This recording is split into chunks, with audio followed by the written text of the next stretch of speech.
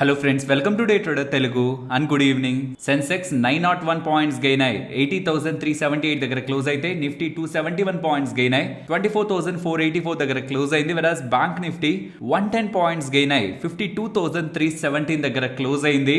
Friends, ఇది కొంత జాగ్రత్తగా అర్థం చేసుకోవడానికి ప్రయత్నించండి. బికాస్ ఇవాళ మూవ్ ఏదైతే మీకు కనిపించిందో ఇది ప్రధానంగా యుఎస్ రిలేటెడ్ గా ఉంటున్న ఎలక్షన్స్ కారణంగా కనిపించిన మూవ్. ఎందుకంటే ఒకసారి మీరు గ్లోబల్ మార్కెట్స్ ని గమనించండి. యుఎస్ మార్కెట్స్ పర్టికులర్ గా ప్రీ మార్కెట్ లో ఫ్యూచర్స్ డౌ జోన్స్ అయితే ఏకంగా 1300 పాయింట్స్ పెరిగి 3% దగ్గరగా పాజిటివ్ గా ఉంది. నాస్డాక్, S&P 500 ఇవన్నీ స్ట్రాంగ్ పాజిటివ్ గా ఉన్నాయి. వెరాజ్ మీరు ఏషియన్ మార్కెట్స్ లోకి వస్తే చైనీస్ అండ్ హాంకాంగ్ మార్కెట్స్ చూస్తే ఇది డౌన్ లో ఉన్నాయి. ఇన్ఫాక్ట్ మార్నింగ్ ఇంకా కూడా పడ్డాయి. ఎందుకంటే ట్రంప్ గారు వస్తే ట్యాక్స్లను పెంచుతారనేలా చైనీస్ మార్కెట్స్ భయపడుతున్నాయి. మరి ఏంటి, ట్రంప్ గారు గెలిచారన్న వార్త మీ వరకు వచ్చుంటుంది. ప్రెసిడెన్షియల్ ఎలక్షన్స్ లో డొనాల్డ్ ట్రంప్ గారు క్లియర్ గా విజేతగా నిలిచారు. 270 కావాలి, ఎలక్ట్రోరల్స్ కావాలి, తనకైతే అవి లభించాయి. వెరాజ్ సెనెట్ రిలేటెడ్ గా కూడా క్లియర్ మెజారిటీ వాళ్ళకి వచ్చింది. ఈ సెనెట్ ఏంటి, ప్రెసిడెన్షియల్ ఎలక్షన్ ఏంటి, రెండు ఏంటి డిఫరెంట్ గా ఉన్నాయంటే ఇక్కడ మనకి లోక్సభ, రాజ్యసభ ఉంటాయా అలా అనుకోండి. ప్రెసిడెన్షియల్ క్యాండిడేటే మెయిన్, బట్ కొన్ని ఫిజికల్ పాలసీలు రిలేటెడ్ గా లైక్ ట్యాక్స్ రిలేటెడ్ గా ఏదైనా డెసిషన్ తీసుకోవాలంటే సెనెట్ ఒక ఆమోదం కావాల్సి ఉంటుంది. సో రెండు దగ్గరలో వాళ్ళే గెలిస్తే, లైక్ ట్రంప్ గారే గెలిస్తే దెన్ స్ట్రాంగ్ పవర్ ఉంటున్నట్టు. అలా బోత్ సైడ్స్, సెనెట్ లో కానివ్వండి, ప్రెసిడెన్షియల్ సైడ్ ఉంటున్న ఏరియాలో కానివ్వండి, డొనాల్డ్ ట్రంప్ గారి పార్టీ, రిపబ్లికన్ పార్టీ విజేతగా నిలిచింది. సోషల్ మీడియాలో కొంత యాక్టివ్ గా ఉన్న వాళ్ళకి తెలుస్తుంది. డొనాల్డ్ ట్రంప్ గారు రిలేటెడ్ గా బిగ్గెస్ట్ క్యాంపైనర్ ఎలాన్ మస్క్ గారు. కాబట్టి డొనాల్డ్ ట్రంప్ గారు గెలుస్తున్నారు అనేసరికి ఎలాన్ మస్క్ గారికి సంబంధించిన టెస్లా స్టాక్ నియర్లీ 13-14% దగ్గరగా పెరిగింది. ప్రాబబుల్లీ ఇప్పుడు ఎలాన్ మస్క్ గారు ఇంకే కంట్రీలోకి వెళ్ళి బిజినెస్ చేయాలనుకుంటున్నా, నాకు తెలిసి డొనాల్డ్ ట్రంప్ గారు దానికి సంబంధించి ఏదైనా ఇబ్బందులు ఉంటున్నా నేనున్నాను కదా చూసుకుంటానని ఎలా ముందుకు తీసుకువెళ్తారు. ఆబ్వియస్లీ ఇలాంటి సపోర్ట్ కార్పొరేట్స్ కి పొలిటీషియన్స్ పవర్ లోకి వచ్చాక చేస్తూ ఉంటారు. అండ్ ఇన్ఫాక్ట్ పొలిటీషియన్స్ పవర్ లోకి రావడానికి కూడా కార్పొరేట్ కంపెనీస్ అలానే ప్రయత్నిస్తూ ఉంటాయి. ఇది నాట్ ఓన్లీ యుఎస్ఏ, ప్రతి దేశంలోనే ఇది జరుగుతూ ఉంటుంది. అండ్ ఇన్ఫాక్ట్ ఎలాన్ మస్క్ గారు క్రిప్టో కరెన్సీ రిలేటెడ్ గా పాజిటివ్, సో దట్ ఈ డొనాల్డ్ ట్రంప్ గారు కూడా. కాబట్టి ఆఫ్టర్ తను గెలుస్తున్నారు అనేసరికి ఇవాళ క్రిప్టో కరెన్సీస్ రిలేటెడ్ గా కూడా పర్టికులర్ గా బిట్ కాయిన్ కూడా సుమారుగా 4.5 లక్షల దగ్గరగా ఒక్క రోజులో ఇవాళ పెరిగింది. Then what next? Global markets పెరగడం కారణంగా ఇవాళ మనకి most of the space strong గా రియాక్ట్ అయింది. అందులో ఐటీ ఇండెక్స్ ఏకంగా 4% పెరిగింది. బట్ వాట్ నెక్స్ట్ అనేది ఒకసారి మనం గమనిస్తే, డొనాల్డ్ ట్రంప్ గారు ఏ స్టేట్మెంట్స్ చేశారు, తన పొలిటికల్ రిలేటెడ్ గా తన స్పీచెస్ ఇస్తున్నప్పుడు ఏమేం చెప్పారనేది గమనిస్తే చైనానే ఎక్కువ టార్గెట్ చేశారు. 60 నుంచి 200% ట్యాక్స్లను పెంచేస్తా ఉన్నారు. కానీ నాకెందుకు అది పొలిటికల్ గా ఓటర్స్ ని అట్రాక్ట్ చేయడంలో చేసిన స్టేట్మెంట్స్ అనిపిస్తున్నాయి. అంత పర్సెంట్ ట్యాక్స్లను పెంచే స్కోప్ తక్కువ, బట్ పెంచితే మాత్రం చైనా మీద అదొక బిగ్ ఇంపాక్ట్. నాకు తెలిసి వాళ్ళ మధ్యలో నెగోషియేషన్స్, బార్గెనింగ్ అయితే జరుగుతుంది. ఇది పక్క నుంచండి. దాని తర్వాత తను చేసిన స్టేట్మెంట్స్, ఏ దేశాలైతే మా మీద ట్యాక్స్లు వేస్తున్నాయో మేము కూడా వాళ్ళ మీద వేస్తాం, అందరి మీద మేము 10% మినిమం గా ట్యాక్స్ వేస్తాం, టారిఫ్ ఆన్ ఆల్ ఇంపోర్ట్స్ అన్నారు. ఏవైతే యుఎస్ కి వస్తున్నాయో అన్నిటి మీద మేము 10% వేస్తాం అన్నారు.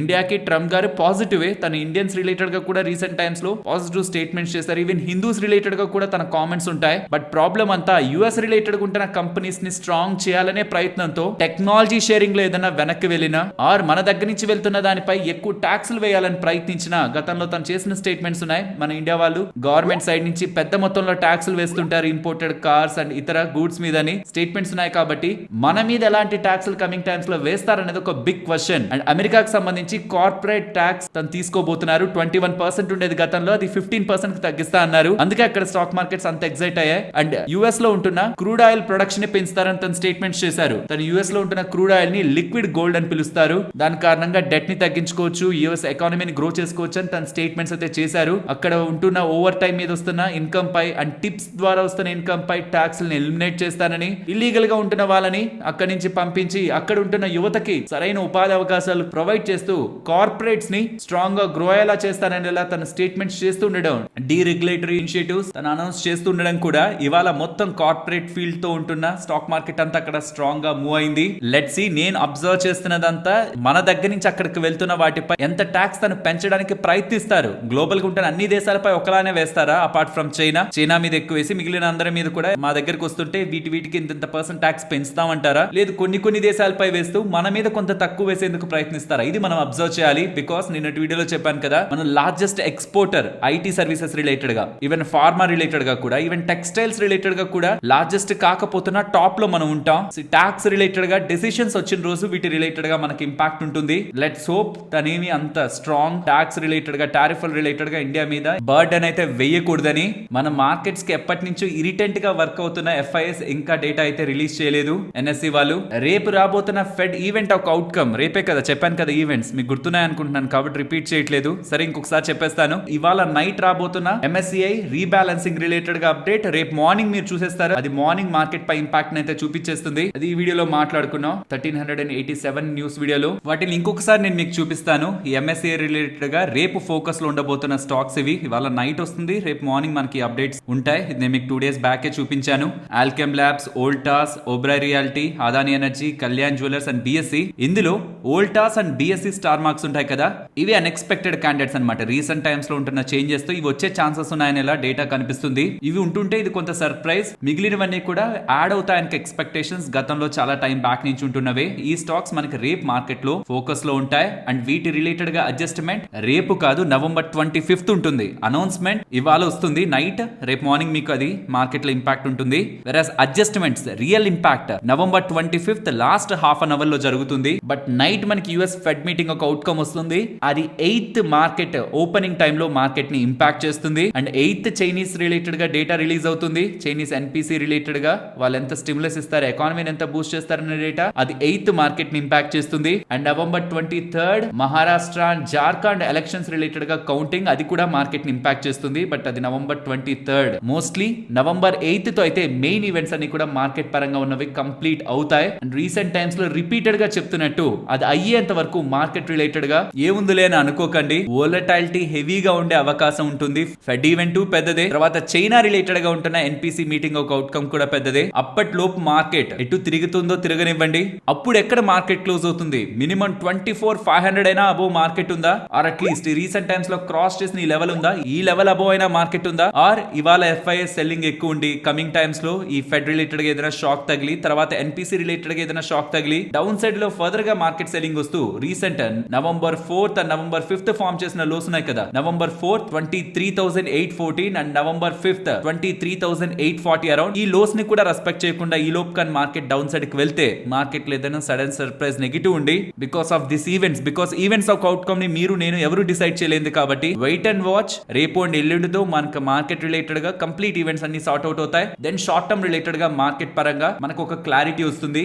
ఇది అగైన్ చెప్తున్నాను, ఇదంతా ట్రేడర్స్ కోసం చెప్పాను. ఇన్వెస్టర్స్ రిలేటెడ్ గా నిన్నటి వీడియో, మొన్నటి వీడియో, ప్రతి వీడియోలో కూడా మార్కెట్ ఫాలో అవుతున్న ప్రతిసారి కొన్ని ఇంపార్టెంట్ లెవెల్స్, ఆ లెవెల్స్ ఈ వీడియోలో డిస్కస్ చేస్తానని చెప్పాను. ఆ లెవెల్స్ దగ్గరికి వస్తున్న ప్రతిసారి మనం యాడ్ చేసుకోవడమే లాంగ్ టర్మ్ లో మనం చేయగలిగే బెస్ట్ థింగ్. బికాస్ మన ఇండియన్ గ్రోత్ స్టోరీ నమ్మి మార్కెట్ లో ఉన్నాం, ఈ ఈవెంట్స్ నమ్మి కాదు.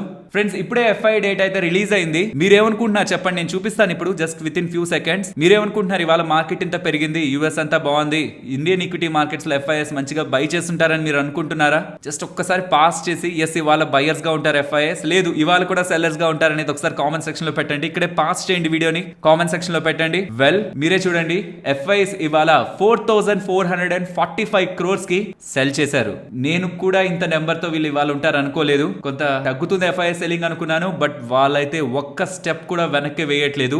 ఏదైనా జరగనివ్వండి, ఇండియన్ ఈక్విటీ మార్కెట్స్ నుంచి స్లోగా మనీని అయితే పట్టుకు వెళ్తున్నారు. వీళ్ళ సెల్లింగ్ బిగ్గెస్ట్ హర్డిల్ గా ప్రెసెంట్ ఇండియన్ ఈక్విటీ మార్కెట్స్ అయితే ఫేస్ చేస్తున్నాయి. వాళ్ళు ఇంతలా సెల్ చేస్తేనే మార్కెట్స్ ఎక్కడ ఉన్నాయి, వాళ్ళు ఒకవేళ న్యూట్రల్ లో ఉంటే వాళ్ళ మార్కెట్స్ ఎక్కడ ఉండేవో. ప్రాబబుల్లీ వాళ్ళ సెల్లింగ్ అంతా కూడా ఈ బ్యాంకింగ్ స్పేస్ లోనే ఉంటున్నట్టుంది. కాబట్టి వాళ్ళ బ్యాంకింగ్ స్పేస్ పెద్దగా లేదు స్ట్రాంగ్ గా. ఈవెన్ షార్ట్స్ కూడా సుమారుగా 1,50,000 దగ్గరగా నెట్ షార్ట్స్ FIS అయితే హోల్డ్ చేస్తున్నారు. FIS క్యాష్ లోను సెల్లింగ్ లో ఉన్నారు, ఫ్యూచర్స్ పరంగాను మార్కెట్ ఫాలో అవుతుందని ఎక్స్పెక్ట్ చేస్తున్నారు. నో డౌట్ ఈ సెల్లింగ్ అయితే, ఈ FIS సైడ్ నుంచి సెల్లింగ్ అయితే US ఎలక్షన్స్ కూడా ఆపలేకపోయాయి. మరి ఫెడ్ రిలేటెడ్ గా అవుట్కమ్ రేపు వస్తుంది కదా నైట్, అదేదైనా FIS వాళ్ళ ట్రెండ్ ని చేంజ్ చేస్తుందా అని చూడాలి. అండ్ ఫైనల్ గా ఈ చైనా రిలేటెడ్ గా అవుట్కమ్ వస్తుంది చూసారా, అది కూడా ఈ FIS రిలేటెడ్ గా స్టాండ్ ఏదైనా చేంజ్ చేస్తుందా అనేది చూడాలి. ఆ ఈవెంట్స్ తర్వాత కూడా, దాని తర్వాత కూడా FIS ఇదే పోర్షన్ లో సెల్ చేస్తూ వెళ్తే 4,000 crores 5,000 crores సెల్ చేస్తూ వెళ్తే దెన్ నాకు తెలిసి ఈ డేటా ఇప్పటి వరకు ఎప్పుడు కూడా ఇంత కన్సిస్టెంట్ సెల్లింగ్ FIS దగ్గర నుంచి నాకు తెలిసి నేనైతే చూడలేదు. From last 10 years or 12 years కూడా మీరు ఇలాంటి డేటాని మార్కెట్ లో ఎప్పుడు చూసుండరు. ఇదే డేటా కానీ వాళ్ళు ఒక నెక్స్ట్ 10 days కంటిన్యూ చేస్తే లెట్స్ హోప్ థింగ్స్ కొంత క్లియర్ అయి కొంత బ్రైట్ అవ్వాలి మన ఇండియన్ ఈక్విటీ మార్కెట్స్ పరంగాని. ఇవాళ మార్కెట్స్ బానే ఉన్నాయి, బట్ ఈవెన్ ఇంత మార్కెట్ లో కూడా FIS సెల్లింగ్ ఒక్కటే కంఫర్ట్ ని ఇవ్వట్లేదు. ఈవెంట్స్ అన్ని మీకు క్లియర్ గా చెప్పాను. షార్ట్ టర్మ్ రిలేటెడ్ గా మార్కెట్ పరంగా ట్రేడింగ్ ఎవరైనా ఆలోచిస్తున్నట్లయితే నేను రీసెంట్ వీడియోస్ లోనే క్లియర్ గా చెప్పాను. వోలటిలిటీ హెవీ ఉంటుంది, మార్కెట్ స్ట్రాంగ్ గా మూవ్ అవుతుంది, సెలర్స్ ట్రాప్ అయ్యే అవకాశం ఉంది, ఈవెంట్స్ అయ్యేంత వరకు పక్కన ఉండాలి అని. కాబట్టి నేను షార్ట్ టర్మ్ వ్యూ మార్కెట్ పరంగా ఏం మాట్లాడలేదు. లాంగ్ టర్మ్ నేను కాదు, ఏ లాంగ్ టర్మ్ ఇన్వెస్టర్ అయినా మార్కెట్ లో ఇన్వెస్ట్ చేసిన అతను ఆల్వేస్ మార్కెట్ ని పాజిటివ్ గానే చూస్తారు. ఫ్రెండ్స్, ఇలా మార్కెట్ లో ఉంటున్న ఎంటైర్ డేటాని మీకు ఎక్స్ప్లెయిన్ చేస్తూ ఇలా కంటెంట్ మీ ముందుకు తీసుకురావడానికి మేము పెట్టిన ఎఫర్ట్స్ మీకు వాల్యుబుల్ గా అనిపిస్తూ ఉంటే మన వీడియోని తప్పకుండా లైక్ చేయండి. ఫస్ట్ హిందుస్థాన్ జింక్ గురించి మాట్లాడుకోవాలి. హిందుస్థాన్ జింక్ రిలేటెడ్ గా ప్రమోటర్స్ లో వేదాంత వాళ్ళు ఉంటారు. వాళ్ళు కూడా వాళ్ళ వాటాని మధ్యకాలంలో అమ్మారు. ఇప్పుడు గవర్నమెంట్ వాళ్ళు 2.5% వాటాని 505 రూపీస్ పర్ షేర్ లో, అంటే నిన్నటి క్లోజింగ్ ప్రైస్ తో సుమారుగా 10% డిస్కౌంట్ అనమాట. 10% డిస్కౌంట్ లో 505 రూపీస్ పర్ షేర్ లో ఫ్లోర్ ప్రైస్ పెడుతూ ఓఎఫ్ఎస్ ఆఫర్ ఫర్ సేల్ అయితే ప్రకటించడం జరిగింది. నాన్ రీటైల్ ఇన్వెస్టర్స్ కి ఇవాళ, రీటైల్ ఇన్వెస్టర్స్ కి రేపు అనమాట. రేపు ఎవరైనా ఈ పర్టికులర్ ఓఎఫ్ఎస్ లో పార్టిసిపేట్ చేసి 505 రూపీస్ ఫ్లోర్ ప్రైస్ పెట్టి ఈ ఓఎఫ్ఎస్ లో పార్టిసిపేట్ చేద్దాం అనుకున్నా పార్టిసిపేట్ చేయొచ్చు. And because of this OFS and 10% yesterday price నుంచి తక్కువలో పెట్టడం, ఏ ఇన్వెస్టర్ అయినా ఓఎఫ్ఎస్ లో పార్టిసిపేట్ చేసే కదా కొనుక్కుందాం అనుకుంటారు. ఆ ఆప్షన్ ఉంటున్నప్పుడు డిమాండ్ కూడా అంత పెద్ద ఉండదు, నార్మల్ గానే ఉంటుంది demand. Because of high stake sale అని ఇన్వెస్టర్స్ కి అర్థం అవుతుంటే యూజువల్ గా ఇన్వెస్టర్స్ ఓఎఫ్ఎస్ లో పార్టిసిపేట్ చేద్దాం, ఓపెన్ మార్కెట్ లో సెల్ చేద్దాం అనుకుంటారు. కాబట్టి ఈ ఓఎఫ్ఎస్ ఒకవేళ పెద్ద మొత్తంలో వాటా, అది కూడా మంచి డిస్కౌంట్ లో ఇస్తుంటే ఆ ఓఎఫ్ఎస్ కంప్లీట్ అయ్యేంత వరకు కూడా స్టాక్ ప్రైస్ లో ఎంతైతే డిస్కౌంట్ పెట్టారో నియర్లీ అంతవరకు కూడా మనకి ఫాల్ గతంలో ఓఎఫ్ఎస్ లు ప్రకటించిన చాలా సార్లు మనకి స్టాక్స్ లో అయితే సెల్లింగ్ ప్రెషర్ లా కనిపించాయి. ఇదే రీజన్ ఇవాళ స్టాక్ ఇంతలా ఫాలో అవడానికి. ఆఫర్ ఫర్ సేల్ అంటే ఓఎఫ్ఎస్ అంటే కంపెనీకి సంబంధించిన ఓనర్స్ ఆర్ ప్రమోటర్స్ వాళ్ళ వాటాని ప్రెజెంట్ మార్కెట్ ప్రైస్ కంటే డిస్కౌంట్ పెట్టి ఇన్వెస్టర్స్ కి ఆఫర్ చేస్తారు.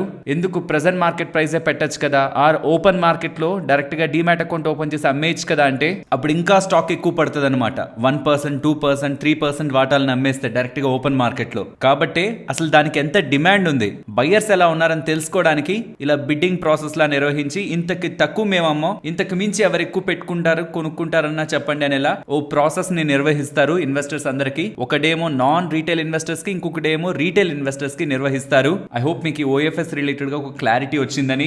నెక్స్ట్ ప్రీమియర్ ఎక్స్ప్లోజివ్స్ గురించి మాట్లాడుకోవాలి. స్టాక్ వాళ్ళ అప్పర్ సర్క్యూట్ లో క్లోజ్ అవడానికి ప్రధానమైన కారణం వీళ్ళకి 89 crores విలువ చేసే ఆర్డర్ సింగరేణి కొలేరీస్ కంపెనీ వాళ్ళ దగ్గర నుంచి లభించిందని, కొన్ని పేలుడు పదార్థాలు రిలేటెడ్ గా వీళ్ళకి ఆర్డర్ లభిస్తున్నట్టు, ఇది నెక్స్ట్ 2 years లో వీళ్ళు డెలివర్ చేస్తారనేరా చెప్తున్నారు. నియర్లీ 2500 crore మార్కెట్ క్యాపిటల్ ఉంటున్న కంపెనీ 89-90 crore ఆర్డర్ లభిస్తుండడం అండ్ ఈవెన్ మార్కెట్ కూడా పాజిటివ్ గా ఉండడం ఇవాళ అప్పర్ సర్క్యూట్ లో ఎండ్ అయింది. నెక్స్ట్ BHEL గురించి మాట్లాడుకోవాలి. నిన్న ఎన్టీపీసీ వాళ్ళు నియర్లీ 75,000 crore దగ్గరగా క్యాపెక్స్ ని for 4 super critical thermal power plants related గా అనౌన్స్ అయితే చేశారు. యూజువల్ గా థర్మల్ పవర్ ప్లాంట్స్ రిలేటెడ్ గా మెజారిటీ ఆఫ్ ఆర్డర్స్ BHEL వాళ్ళే గెలుచుకుంటుంటారు. లేటర్ లార్సన్ వాళ్ళు వీళ్ళకి కూడా వెళ్తూ ఉంటాయి. But most of the projects అన్ని థర్మల్ పవర్ ప్రాజెక్ట్స్ అన్ని కూడా BHEL వాళ్ళు గెలుచుకుంటారు. కాబట్టి ఈ ఎన్టీపీసీ వాళ్ళు అనౌన్స్ చేసిన 75,000 crore for 4 super critical thermal power plants related గా BHEL వాళ్ళు గెలుచుకుంటారని ఒక ఎక్స్పెక్టేషన్స్, ప్రాబబ్లీ ఆర్డర్స్ కూడా కమింగ్ టైమ్స్ లో వీళ్ళు అనౌన్స్ చేస్తారని మార్కెట్ ముందుగానే గెస్ చేస్తూ స్టాక్ అది ఆల్రెడీ ఫ్యాక్టర్ చేసేందుకైతే ఇవాళ ప్రయత్నించింది. మీకు గుర్తుంటే ఆగస్ట్ లో BHEL వాళ్ళు ఆదాని పవర్ వాళ్ళతో ఒక కాంట్రాక్ట్ ని కుదుర్చుకున్నారు. 3 super critical thermal power projects related గా 800 మెగావాట్ వి 2. సో యూజువల్ గా ఇలా super critical thermal power projects BHEL వాళ్ళే గెలుచుకుంటారు. కాబట్టి జస్ట్ ఆఫ్టర్ ఎన్టీపీసీ వాళ్ళ అనౌన్స్మెంట్ మేము క్యాపెక్స్ చేస్తామని చెప్పిన అప్డేట్ తర్వాత ఇది ఖచ్చితంగా BHEL వాళ్ళకి వస్తుందని మార్కెట్ స్ట్రాంగ్ గా బిలీవ్ చేసింది. నెక్స్ట్ స్టెర్లింగ్ టూల్స్ లిమిటెడ్ గురించి మాట్లాడుకోవాలి. ఫస్ట్ వీళ్ళ బిజినెస్ ని అర్థం చేసుకోండి. వీళ్ళకి 2 బిజినెస్లు ఉన్నాయి. ఒకటి ఆటో సెక్టార్ లో యూజ్ చేసే ఫాస్ట్నర్స్, ఇక్కడ మీకు స్క్రీన్ ముందు కనిపిస్తుంది కదా, ఇవి వీళ్ళు తయారు చేస్తుంటారు. ఇండియాలో వీళ్ళు ఇది సెకండ్ లార్జెస్ట్ ప్లేయర్ అండ్ వీళ్ళ రెవెన్యూస్ లో 57% రెవెన్యూస్ ఇక్కడి నుంచే వస్తాయి. ఇంకొకటి MCU motor controller units. So దీని ద్వారా ఎలక్ట్రిక్ ఆర్ హైబ్రిడ్ వెహికల్స్ ఉంటాయి కదా, దాంట్లో యూజ్ చేస్తున్న ఈ మోటార్ కంట్రోల్ యూనిట్స్ ద్వారా వీళ్ళు ఎలక్ట్రిక్ వెహికల్ బిజినెస్ లో కూడా ఇండైరెక్ట్ ప్లేయర్ గా కనిపిస్తారు. దీని ద్వారా వీళ్ళకి 43% రెవెన్యూస్ వస్తాయి. అండ్ వీళ్ళ క్లయింట్స్ ని చూస్తే Honda, Maruti, Mahindra, Volvo, Eicher, JCB, John Deere, Escorts ఇలా పెద్ద పెద్ద ప్లేయర్స్ ఉంటారు. 4 మ్యానుఫ్యాక్చరింగ్ ఫెసిలిటీస్ ఉన్నాయి. వీళ్ళు మోస్ట్లీ ఆటో సెగ్మెంట్ మీద ఎక్కువ ఫోకస్ చేస్తూ ఉంటారు. వీళ్ళ రిలేటెడ్ గా వస్తున్న ఇంపార్టెంట్ అప్డేట్, ఇప్పుడు వీళ్ళు చైనాకి సంబంధించిన GLVAC వాళ్ళతో టైఅప్ అయి advanced high voltage DC contractors ని అండ్ రిలేస్ ని ఇండియాలో తయారు చేస్తారని for electric and hybrid vehicles related గా వీళ్ళు స్టేట్మెంట్స్ చేస్తూ ఉండడం. దీని ద్వారా ఫ్రమ్ 2030 నుంచి ఎవ్రీ ఇయర్ 250 crore దగ్గరగా రెవెన్యూ వీళ్ళకి జనరేట్ అవుతుందని, ఇదంతా కూడా with an investment of 40 crores వీళ్ళు స్టేట్మెంట్స్ చేస్తుండేసరికి పెడుతున్న ఇన్వెస్ట్మెంట్ కమింగ్ టైమ్ లో జనరేట్ అవుతున్న రెవెన్యూస్ ఇంట్రెస్టింగ్ గా ఉంటుండడం మార్కెట్స్ ఇవాళ స్ట్రాంగ్ గా రియాక్ట్ అయ్యాయి. వీళ్ళ FY24 రెవెన్యూ సుమారుగా 920 crores అనమాట. అలాంటిది 2030 నుంచి 250 crores ఎవ్రీ ఇయర్ ఇప్పుడు చేస్తున్న ఇన్వెస్ట్మెంట్ 40 crores ద్వారా జనరేట్ అవుతుంది అండ్ బిజినెస్ పరంగా పాజిటివే కదా. So electric vehicle components related గా ఇది ఒక hidden stock and with respect to numbers చూస్తున్నా కన్సిస్టెంట్ గా సేల్స్ ని మెయింటైన్ చేస్తూ మార్జిన్స్ ని మెయింటైన్ చేస్తూ ప్రాఫిటబుల్ గా ఉంటున్న బిజినెస్. ఈవీ స్పేస్ లో ఇండైరెక్ట్ గా ప్లే చేయాలనుకుంటున్నప్పుడు కాంపోనెంట్స్ రిలేటెడ్ గా స్టెర్లింగ్ టూల్స్ ని కూడా మనం స్టడీ చేయొచ్చు. బట్ ఓన్లీ వన్ అబ్జర్వేషన్, ఒక రెడ్ అలర్ట్ ఏంటంటే ఇది చాలా చాలా చిన్న కంపెనీ, 2000 crore మార్కెట్ క్యాపిటల్ ఉంటున్న కంపెనీ. రిటర్న్స్ ఎలా ఉంటాయో రిస్క్ కూడా ఇన్వెస్టర్ అలానే తీసుకుంటున్నట్టు చిన్న కంపెనీస్ తో కంపేర్డ్ విత్ పెద్ద పెద్ద large and blue chip companies తో కంపేర్ చేస్తే చిన్న కంపెనీస్ లో వోలటాలిటీ ఎక్కువ ఉంటుందన్న విషయాన్ని కూడా ఇన్వెస్టర్స్ గుర్తుంచుకోవాలి. కాబట్టి small and micro cap companies లో ఇన్వెస్ట్మెంట్ చేస్తున్నప్పుడు 1-2 సార్లు ప్రాపర్ గా ఉంటున్న రిస్కుల్ని, పాజిటివ్స్ ని, ఫ్యూచర్ గ్రోత్ ని మొత్తాన్ని స్టడీ చేసి హై కన్విక్షన్ ఉంటున్నప్పుడే ఇలాంటి వాటిల్లో స్మాల్ కంపెనీస్ లోకి ఒక ఇన్వెస్టర్ ముందుకు వెళ్ళాలి. ఎవరికైనా సమయం ఉండి నేను స్టడీ చేస్తాను, నేను స్టడీ చేస్తున్న టైంకి ఇది తగిందేనా కాదా అంటే ఖచ్చితంగా తగినదే. డెట్ లెవెల్స్ కానీ even with respect to price to earnings కూడా లాజికల్ గా కనిపిస్తున్నాయి. మీరు ఒకసారి చూడండి ఫ్రెండ్స్. ఇలా న్యూస్ అప్డేట్స్ ని అనాలిసిస్ చేస్తూ మీ ముందుకి కంటెంట్ తీసుకురావడానికి మేం పెడుతున్న ఎఫర్ట్స్ మీకు వాల్యుబుల్ గా అనిపిస్తూ ఉంటే మన వీడియోని తప్పకుండా లైక్ చేయండి. ఫ్రెండ్స్, వారే ఎనర్జీస్ గురించి మాట్లాడుకోవాలి. మీకు IPO వీడియోలో నేను క్లియర్ గా చెప్పాను, బిజినెస్ రిలేటెడ్ గా ఎక్స్ప్లెయిన్ చేస్తూ ఎందుకు ఇది మంచిగా ఉంది, ఈవెన్ డిస్కౌంట్ లో ఉంది, ఎందుకు దీని రిలేటెడ్ గా ఖచ్చితంగా మనం మంచిగా చూడొచ్చు అనేది మనం ఈ వీడియోలో మాట్లాడుకున్నాం. బట్ ఇప్పుడు ఆఫ్టర్ మార్కెట్ లిస్టింగ్ తర్వాత 1 lakh crore మార్కెట్ క్యాపిటల్ ని టచ్ అవుతూ 3600 రూపీస్ కి స్టాక్ ప్రైస్ వెళ్తూ ఉండడం, వాళ్ళు 1500 లో వస్తున్నప్పుడు ఇన్వెస్టర్స్ చూడలేదు, లిస్ట్ అయినప్పుడు 50% తో లిస్ట్ అయినప్పుడు ఇన్వెస్టర్స్ చూడలేదు. కానీ ఇప్పుడు ఇంతలా పెరుగుతుండేసరికి రీసెంట్ టైమ్స్ లో 50% పెరిగి 3600 లో ఉండేసరికి ఇక్కడి నుంచి పెరుగుతుందా అనే ఒక క్వశ్చన్స్ సోషల్ మీడియా మొత్తం కానీ నిన్న మన వీడియో కామెంట్స్ చూసినా, అంతకు ముందు రోజు వీడియో కామెంట్స్ చూసినా అవే మనకి కనిపిస్తాయి. బట్ ఇప్పుడు ప్రెసెంట్ ఈ స్టాక్ ఒక వాల్యుయేషన్స్ ఎక్స్పెన్సివ్ గా ఉన్నాయన్న విషయాన్ని ఇన్వెస్టర్స్ గుర్తుంచుకోవాలి. ఇక్కడ ప్రతిదీ మంచిదే, వారే ఎనర్జీస్ బ్యాడ్ అని కాదు నేను చెప్పాలనుకుంటుంది. ఎప్పటికీ ఇది మైండ్ లో ఉంచుకోండి. స్టాక్ మార్కెట్ లోది మంచి కంపెనీలు చెడ్డ కంపెనీలు అని ఎలా ఉంటాయో ఆ మంచి కంపెనీల్లో కూడా ఏ వాల్యుయేషన్ లో మనం ఎంటర్ అవుతున్నాం అనేది మెయిన్ పాయింట్. మంచి కంపెనీలు with attractive or little expensive valuation enter అవుతున్నామా, మంచి కంపెనీల్లోనే too much extreme valuation expensive valuation enter అవుతున్నామా, ఈ కేటగిరీలో ప్రెసెంట్ వారే ఎనర్జీస్ అయితే ఉంది. మంచి కంపెనీ, ఎక్స్ట్రీమ్ ఎక్స్పెన్సివ్ వాల్యుయేషన్స్. ఈ పాయింట్ లో ఏమవుతుందంటే అన్లెస్ మనం లక్కీ అయితే తప్పించి ఇది ఇక్కడ నుంచి ఒక 50-60% పెరిగి మళ్ళీ అక్కడి నుంచి కరెక్ట్ అవుతుంది. ఇది లక్ ఫ్యాక్టర్ ఉంటే ఎల్స్ ఏ మాత్రం చిన్న సెల్లింగ్ ఈ కంపెనీలో 10-20% సెల్లింగ్ ఈ కంపెనీలో వచ్చి బిగ్ ప్లేయర్స్ కానీ సపోర్ట్ చేయకపోతే కన్సాలిడేషన్ డౌన్ సైడ్ కూడా ఎక్కువ ఉండే ఛాన్సెస్ ఉంటాయి. ఎప్పుడు మనం ఇది పెరగచ్చు, మంచి కంపెనీ, ఎస్ మీరు టైం ఇవ్వచ్చు అని నేను ఎలా అయితే చెప్తుంటానో కొంత ఎక్స్పెన్సివ్ అయినప్పుడు కూడా మీరు గమనించండి. బజాజ్ హౌసింగ్ IPO వచ్చి స్ట్రాంగ్ గా పెరిగిన తర్వాత నేనైతే ప్రెసెంట్ అది కొననని, even Ola IPO related electric IPO కూడా 140-150s దగ్గరికి వెళ్తున్నప్పుడు మార్కెట్ షేర్ రిలేటెడ్ గా థ్రెట్ ఉంది, వీళ్ళ సర్వీసెస్ రిలేటెడ్ గా మార్కెట్ లో నెగిటివ్ ఉంది, ఇది కానీ వీళ్ళు మార్చుకోకపోతే ప్రెసెంట్ ఉంటున్న వాల్యుయేషన్స్ జస్టిఫై అవ్వవు అని ఎలా అయితే మెన్షన్ చేశానో ఇప్పుడు కూడా వారే ఎనర్జీస్ రిలేటెడ్ గా చెప్తున్నాను. ఈ ఎక్స్పెన్సివ్ వాల్యుయేషన్స్ లో ఎవరెవరైతే ఎంటర్ అవుతున్నారో కమింగ్ టైమ్స్ లో నెంబర్స్ అదరగొడితే తప్పించి, మైండ్ బ్లోయింగ్ నెంబర్స్ ఇస్తే తప్పించి ఈ వాల్యుయేషన్స్ ఇక్కడ నుంచి ఇంకొక 100% రిటర్న్స్ ని తీసుకొచ్చేలా అయితే కంఫర్ట్ ని ఇవ్వవు. ఖచ్చితంగా పెరగదా అంటే లేదు, దీనికంటే ఎక్స్పెన్సివ్ ఉన్నవి కూడా అక్కడి నుంచి డబల్ ట్రిపుల్ అయిపోయినవి ఉన్నాయి. కానీ వాటికంటే అక్కడి నుంచి 30-40% పడినవే ఎక్కువ శాతం నెంబర్ లో మనకు కనిపిస్తాయి. కాబట్టి ఇది ఇంకెంత పెరిగిపోతుందనే ఒక మైండ్ సెట్ నుంచి ఇది కాక ఇంకేవేవైనా ఇంకా బెటర్ వాల్యుయేషన్స్ లోకి మీకు ఉన్నాయా లేదనేది ఒకసారి చూడండి. ఈ ఇమేజ్ ను ఒకసారి మీ దగ్గర ఉంచడానికి ప్రయత్నించండి. Waaree energies and premier energies related గా నాట్ జస్ట్ కంపారిజన్, అసలు వీళ్ళ రిలేటెడ్ గా ఏమేం ప్లే అవుతున్నాయి, వీళ్ళ సోలార్ సెల్స్ మాడ్యూల్స్ రిలేటెడ్ గా అండ్ వాటికి కావాల్సిన దానికి ముందుంటున్న ప్రొడక్ట్స్ ఇన్గాట్స్ కానీ వేఫర్స్ కానీ వీటి రిలేటెడ్ గా ఎవరెవరి రిలేటెడ్ గా ఎలాంటి థీమ్ ప్లే అవుతుంది అండ్ ఎప్పుడు లైవ్ అవుతుంది మొత్తం డేటా కూడా ఇక్కడ మీకు స్క్రీన్ మీద ఉంటుంది. బోత్ వారే ఎనర్జీస్ అండ్ ప్రీమియర్ ఎనర్జీస్ ఒక కంపారిజన్ ఇది. ఆల్సో రీసెంట్ టైమ్స్ లో నెంబర్ ఆఫ్ ట్రేడెడ్ క్వాంటిటీతో కంపేర్ చేస్తే డెలివరీ క్వాంటిటీ 28 అక్టోబర్ అయితే మంచిగా స్ట్రాంగ్ గా ఉంది. బట్ దాని తర్వాత నుంచి కూడా కొంత లో లెవెల్స్ లో ఉంది. అంటే ఈ ఇంట్రాడే లో ఏదైతే ఓవరాల్ ట్రేడెడ్ యాక్టివిటీ ఉందో అందులో most of the activity intraday purpose లోనే జరుగుతుంది. డెలివరీ క్వాంటిటీ తక్కువగా ఉందన్న విషయాన్ని మనం గుర్తుంచుకోవాలి. నెక్స్ట్ ఈ రీసెంట్ టైమ్స్ లో చాలా మంచిగా డివిడెండ్స్ ఇస్తున్న కంపెనీస్ ఏంటి, విత్ టైం టు టైం మన బ్యాంక్ అకౌంట్ లో డివిడెండ్స్ లా పడుతూ ఒక ఇన్కమ్ లా ఉండాలంటే డివిడెండ్ ఉంటున్న కంపెనీస్ లో ఎలా మనం ప్లాన్ చేయాలనే దాని రిలేటెడ్ గా క్వశ్చన్స్ సోషల్ మీడియా పరంగా చాలా మంది అడుగుతున్నారు. ఫ్రెండ్స్, మీకు ఒక లాజిక్ ఇక్కడ స్క్రీన్ ముందు ఉంచుతున్నాను. ప్రతి కంపెనీకి కూడా ఒక డివిడెండ్ ఈల్డ్ ఉంటుంది. దీన్ని ఎలా తెలుసుకోవాలి? మీరు స్క్రీనర్ వెబ్సైట్ లోకి వచ్చి ఆ కంపెనీని సెర్చ్ చేయండి. లైక్ ఇన్ఫోసిస్ ని సెర్చ్ చేస్తే మీకు డివిడెండ్ ఈల్డ్ వస్తుంది కదా. 100 డివైడెడ్ బై ఆ డివిడెండ్ ఈల్డ్ వేసి మీకు ఎవ్రీ ఇయర్ ఎంత కావాలనుకుంటున్నారో దాంతో మల్టిప్లై చేయండి. లైక్ ఎవ్రీ ఇయర్ మీకు ఒక 5 lakhs కావాల్సి ఉంటే 5 lakhs multiplied by 100 divided by ఆ డివిడెండ్ ఈల్డ్ ఎంత అది వేశారంటే ఇక్కడ మీకు ఎంత ఇన్వెస్ట్మెంట్ చేస్తే ప్రెసెంట్ ఆ కంపెనీ ఇస్తున్న డివిడెండ్ ఈల్డ్ ని బట్టి మీరు అనుకుంటున్న డబ్బులు బ్యాంక్ లో పడుతుంది అనేది తెలుస్తుంది. సో ఇది ఒక చిన్న ఫార్ములా, బట్ ఇక్కడ అండర్లైన్ చేసుకోవాల్సిన కొన్ని పాయింట్స్ ఉన్నాయి. గవర్నమెంట్ అండర్ లో ఉంటున్న కంపెనీస్ చాలా మంచి డివిడెండ్స్ అయితే ఇవ్వగలవు, బికాస్ అవి గవర్నమెంట్ కి టైం టు టైం డివిడెండ్స్ ఇస్తూ ఉంటాయి కాబట్టి. అండ్ మెటల్ కంపెనీస్ పర్టికులర్ గా వేదాంత కానీ హిందూజింక్ కానీ టైం టు టైం డివిడెండ్లు ఇస్తూనే ఉంటాయి. అలా అని జస్ట్ డివిడెండ్స్ నే చూసి మనం ఇన్వెస్ట్మెంట్ చేస్తే ఆ ప్రెసెంట్ ఉంటున్న సైకిల్ ని అర్థం చేసుకోలేకుండా, బిజినెస్ గ్రోత్ ని అర్థం చేసుకోలేకుండా ఓన్లీ డివిడెండ్స్ తోనే ఇన్వెస్ట్మెంట్ చేయాలని చూస్తే, ఐ మీన్ జస్ట్ బ్లైండ్ గా ముందుకు వెళ్ళిపోతే, ఒకవేళ బిజినెస్ లో వీక్నెస్ ఉందనుకోండి, డివిడెండ్ బ్యాంక్ అకౌంట్ లో పడుతుంది కానీ కంపెనీ గ్రోత్ లేకపోవడం వల్ల మన క్యాపిటల్ కూడా అప్రిషియేట్ అవ్వదు. అండ్ ఎక్కువగా డబ్బులు సంపాదిస్తున్న వాళ్ళకి, ఇన్కమ్ ట్యాక్స్ లో ఉంటున్న వాళ్ళకి డివిడెండ్ పైన కూడా ట్యాక్స్ ఉంటుంది. డివిడెండ్ ఏం ట్యాక్స్ ఫ్రీ ఇన్కమ్ కాదు, డివిడెండ్ కూడా ట్యాక్స్ కు వెళ్తుంది. సో ఆఫ్టర్ ట్యాక్స్ డివిడెండ్ ఎంత అనేది మనం చూసుకోవాలి. డైరెక్ట్ గా మీకు ఎంత ఇన్కమ్ ట్యాక్స్ ల్యాబ్ ఉంటే అంత అనమాట. 30% లో ఉంటే 30% ట్యాక్స్ కూడా అప్లై అవుతుంది. ఆ వస్తున్న ప్రాఫిట్స్ పై ఉంటున్న ట్యాక్స్ తో కంపేర్ చేస్తే మీరు మంచిగా గ్రో అవుతున్న స్టాక్స్ లో ఇన్వెస్ట్మెంట్ చేసుకొని మీకు నిజంగా డబ్బులు కావాలంటే ఆ స్టాక్స్ నే అమ్ముకున్నా దాని మీద మీరు కట్టే ట్యాక్స్, లెట్స్ సే 1 year తర్వాత అమ్ముతున్నారు అనుకోండి, దాని మీద ప్రెసెంట్ 1,25,000 వరకు మీకు ట్యాక్స్ ఉండదు, long term capital gain tax ఉండదు. ఆపై వచ్చే ప్రాఫిట్స్ మీద 12.5% ట్యాక్స్ కడతారు. సో లాజికల్ గా డివిడెండ్ కోసమే ఇన్వెస్ట్మెంట్ వెళ్తున్న వాళ్ళు కంపెనీ గ్రోత్ గురించి ఒకసారి ఆలోచించాలి. రెండవది, ఒకవేళ ఇలా డివిడెండ్ మీద వెళ్లకుండా, ఇలా ఎక్కువ ఏ డివిడెండ్ ఈల్డ్స్ ఉన్నాయనేదే చూసుకోకుండా గ్రోత్ ఉంటున్న స్టాక్స్ లోకి ఇన్వెస్ట్ చేసి క్యాపిటల్ అప్రిషియేట్ అవుతూ ఉంటే మీకు ఎంత డబ్బులు కావాలనుకుంటారో అంత డబ్బులు ఆఫ్టర్ 1 year మీరు సెల్ చేస్తున్నా 1,25,000 వరకు మీరు ట్యాక్స్ కట్టరు. 1 year లోపు మీరు సెల్ చేస్తున్నా 20% ట్యాక్స్ కడతారు, అది కూడా మీది ట్యాక్సబుల్ ఇన్కమ్ లో ఉంటే. సో కాబట్టి కేవలం డివిడెండ్ బేస్డ్ గానే ఇన్వెస్ట్మెంట్ చేస్తున్న ఇన్వెస్టర్స్ ఇది మైండ్ లో ఉంచుకోవాలి.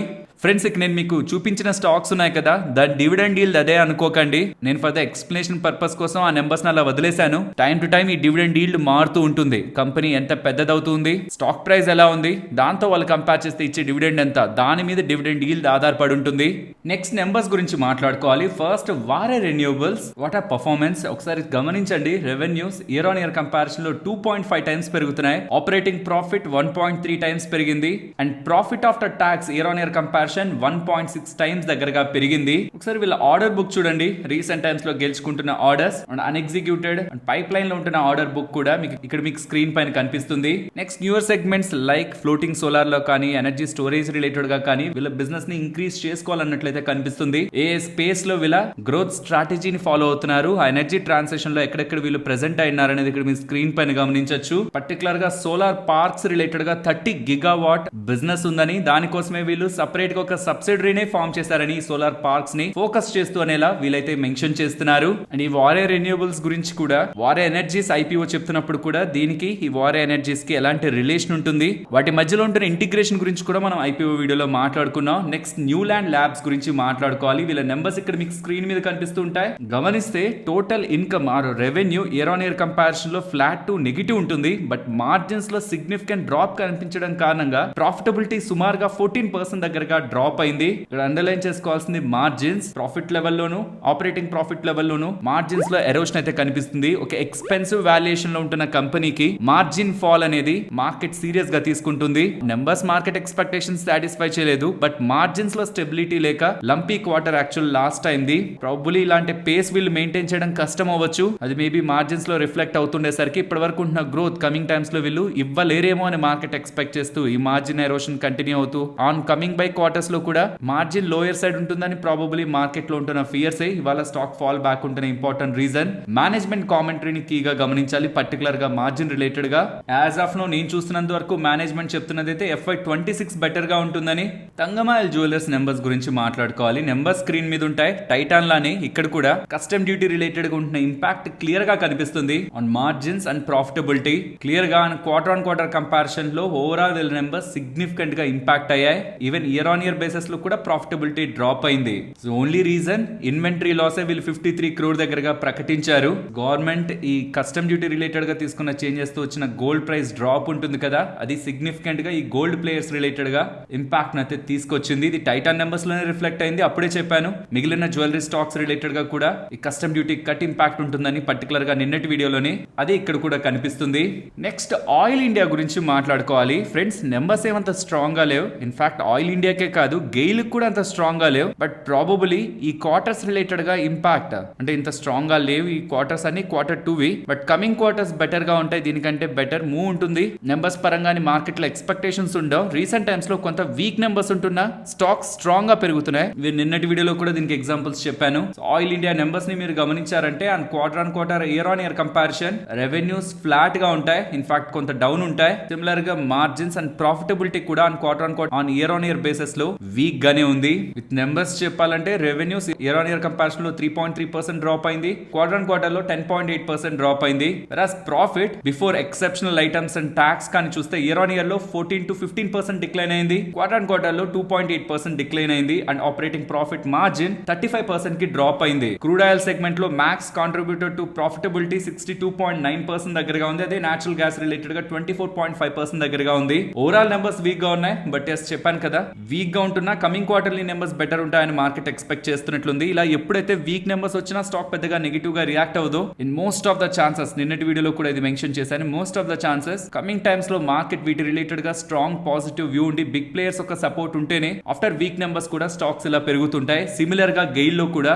నెంబర్స్ చూడండి, నెంబర్స్ ఏమంత స్ట్రాంగ్ గా ఉండవు, ఈవెన్ ఎక్స్పెక్టేషన్స్ కంటే బిలో ఉంటాయి. బట్ స్టాక్ పెరిగింది. రీజన్ ఇందాక చెప్పిందే, గెయిల్ నెంబర్స్ కూడా బిలో మార్కెట్ ఎక్స్పెక్టేషన్స్ ఉన్నాయి. నెక్స్ట్ హైటెక్ పైప్స్ గురించి మాట్లాడుకోవాలి. రెవెన్యూ డిక్లైన్ అవుతుంది year on year and quarter comparison లో. బట్ మార్జిన్స్ ఇంప్రూవ్ అవడం కారణంగా, ఎస్ మార్జిన్స్ లో వస్తున్న ఈ ఇంప్రూవ్మెంట్ కారణంగా ప్రాఫిటబిలిటీ క్వార్టర్ లో ఫ్లాట్ గా ఉన్న ఇయర్ ఆన్ ఇయర్ కంపారిజన్ లో 72% పెరిగింది. So revenues year on year లో 5% డౌన్ అయినా ప్రాఫిట్ 72% పెరిగాయి because of margin expansion. Stock ఇవాళ డౌన్ అయ్యిండొచ్చు, బట్ ఆ పెరిగిన మార్జిన్స్ ని వీళ్ళు సస్టైన్ చేసుకోగలుగుతుంటే దెన్ ఇంట్రెస్టింగ్ గా ఉంటుంది కంపెనీ నెంబర్స్ పరంగా. కమింగ్ టైమ్స్ లో రెవెన్యూ ఏమాత్రం ఇంప్రూవ్ అవుతున్నా ఈ ఇంక్రీజ్డ్ మార్జిన్స్ తో stock profitability, bottom line and cash flows కూడా స్ట్రాంగ్ గా పెరుగుతాయి. అండ్ వీళ్ళు ఎగ్జిస్టింగ్ ఉంటున్న బిజినెస్ లో ఒక కెపాసిటీస్ ఎక్స్పాండ్ చేస్తున్నారు. And new colour coating line segment లో కూడా వీళ్ళ కమర్షియల్ ప్రొడక్షన్ ని స్టార్ట్ చేయబోతున్నట్లు, హాలో సెక్షన్ పైప్స్ రిలేటెడ్ గా కూడా గుజరాత్ లో వీళ్ళ ప్రొడక్షన్స్ ని స్టార్ట్ చేయబోతున్నట్లయితే అప్డేట్స్ అయితే చేస్తున్నారు. సో ఇవన్నీ కమింగ్ టైమ్స్ లో వీళ్ళ రెవెన్యూస్ ని పెంచుతాయి. బట్ అక్కడ పెరిగిన మార్జిన్ ఉంది చూసారా, అది స్టెబిలైజ్ అవుతుంటే ఫర్దర్ గా గ్రోత్ కంపెనీ రిలేటెడ్ గా మనకి విజిబిలిటీలోకి వస్తుంది.